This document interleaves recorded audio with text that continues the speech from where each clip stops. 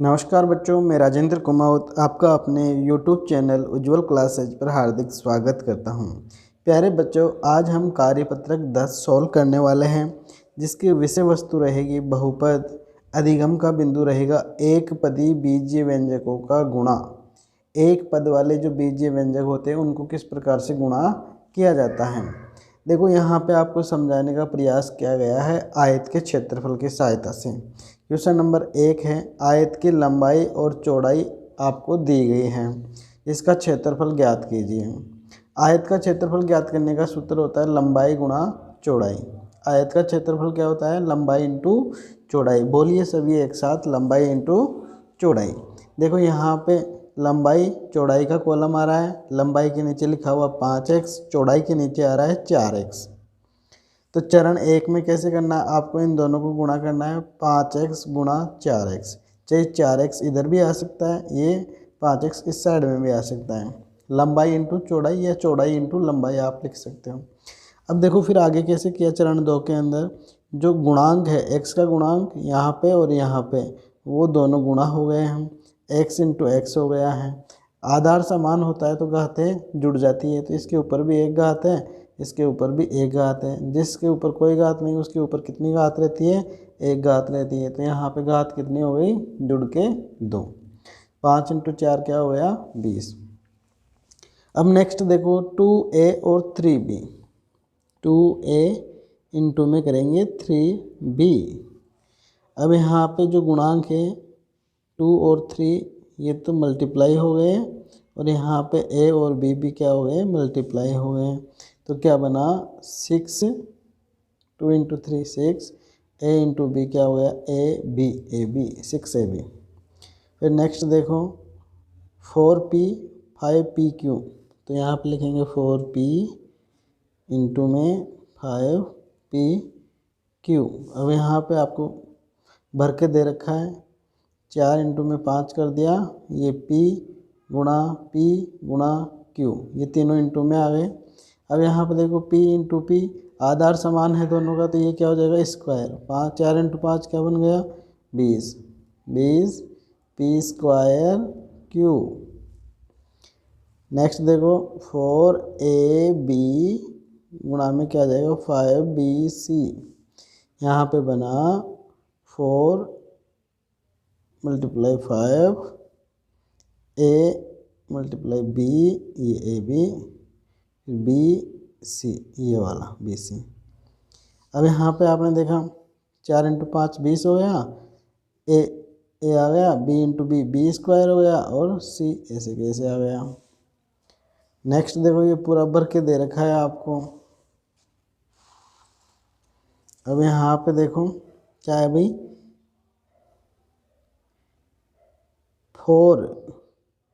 4p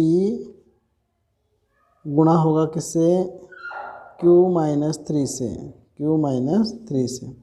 तो ये 4p है वो पहले इससे गुणा होगा, फिर इससे भी गुणा होगा, तो इसको ऐसे लिख लेंगे 4p गुणा q माइनस 4p, ये 3 से भी गुणा होगा। देखो ये प्लस का चिन्ह है, इसका माइनस का चिन्ह है, प्लस और माइनस गुणा होकर माइनस लिख दिया मैंने यहाँ पे। फाइनल आंसर क्या है आपके? 4pq माइनस, यहाँ पे इंटू लगा लेना ऐसे, ये कितना हो जाएगा? एक लाइन और लिख देता हूँ मैं यहाँ पे, 4p गुणा q माइनस 4 गुणा 3, या 4 इंटू 3 इंटू में p। तो यहाँ पे क्या हो जाएगा? 12p। ठीक है। अब -3x है, यहाँ पे -4y प्लस 5 है, तो -3x इंटू में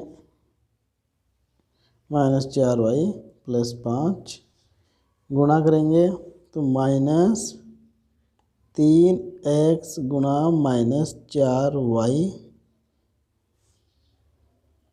फिर ये इससे गुणा होगा तो ये -3x किससे गुणा होगा? 5 से, -3x गुणा 5 हो गया। यहाँ पे मैं लिख सकता हूँ, देखो समझ में आ गया होगा आपके, -3 तो -4 तो प्लस का 12 x इंटू में y माइनस 3 इंटू 5 15 और यहाँ पे x, ये गुणा करके लिख दिया। नेक्स्ट क्वेश्चन है, घन आपके आकार की वस्तुओं की माप आपको दे रखी है और आयतन आपको ज्ञात करना है बच्चों। आयतन ज्ञात करने का सूत्र क्या होता है? लंबाई इंटू चौड़ाई इंटू ऊंचाई, तीनों को गुणा करना है। लंबाई 2x दे रखी है, चौड़ाई 3y, ऊंचाई 4z।